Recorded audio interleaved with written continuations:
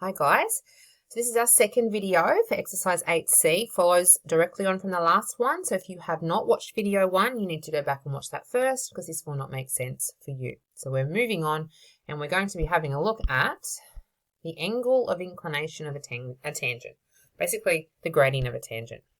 Now let's read through this. So the gradient of a curve at a particular point P, so any point that's on that curve, is defined to be the gradient of the tangent at P.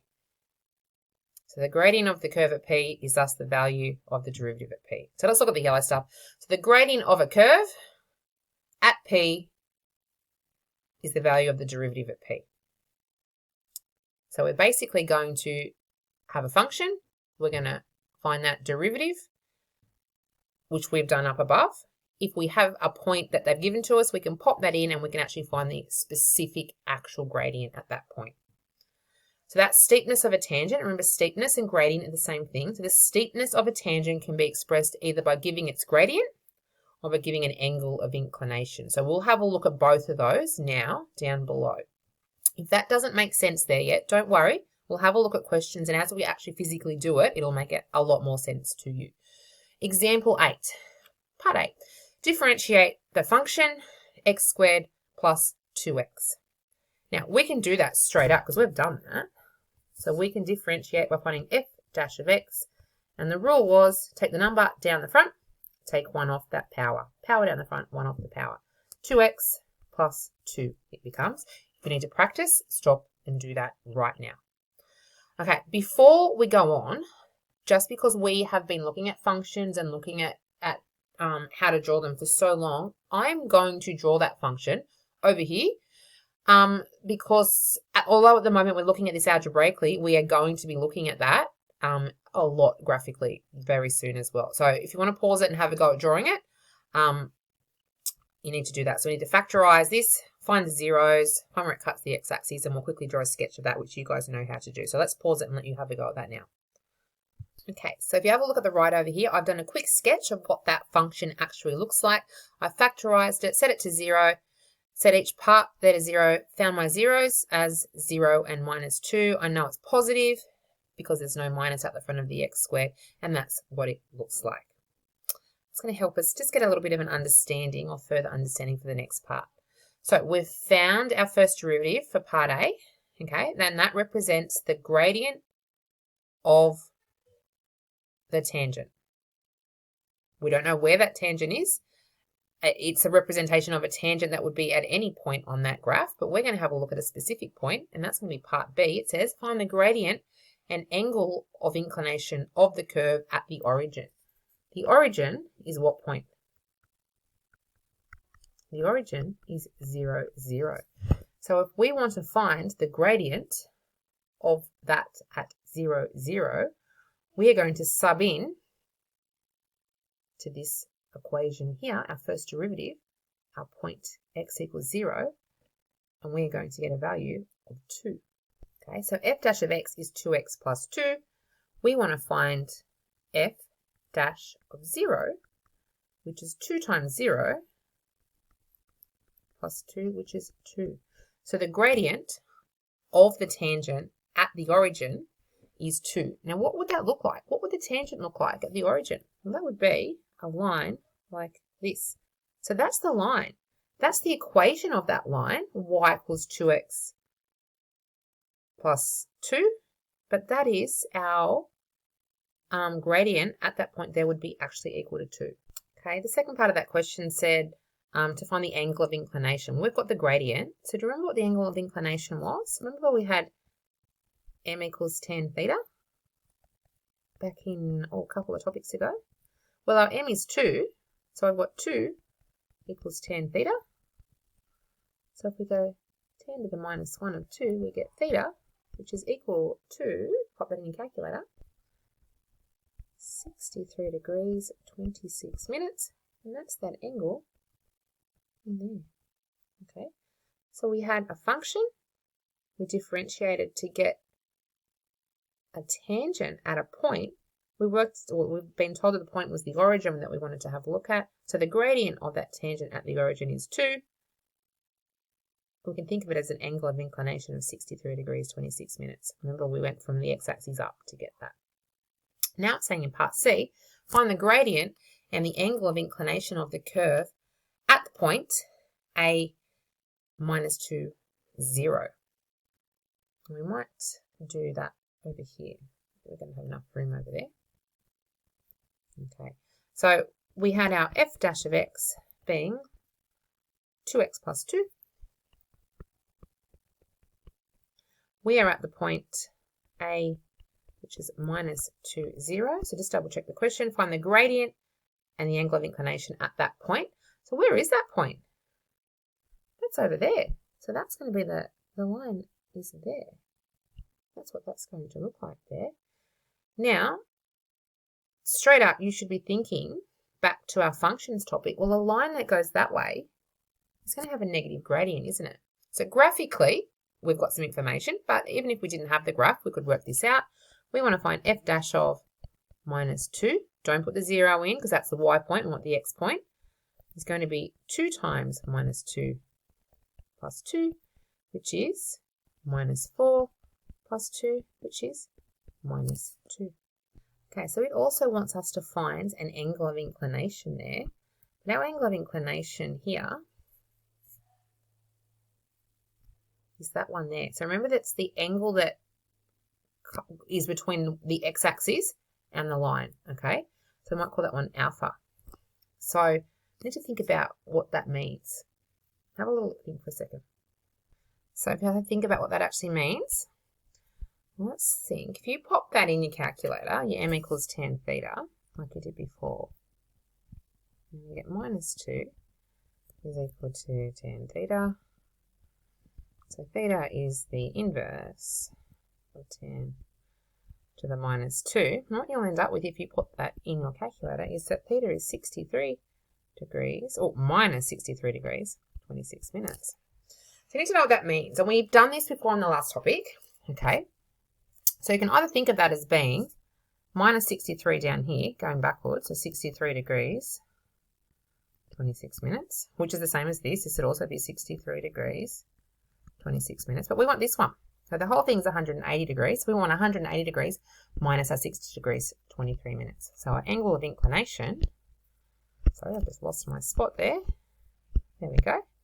So our angle of inclination that we want is going to be 180 degrees minus 63 degrees, 26 minutes.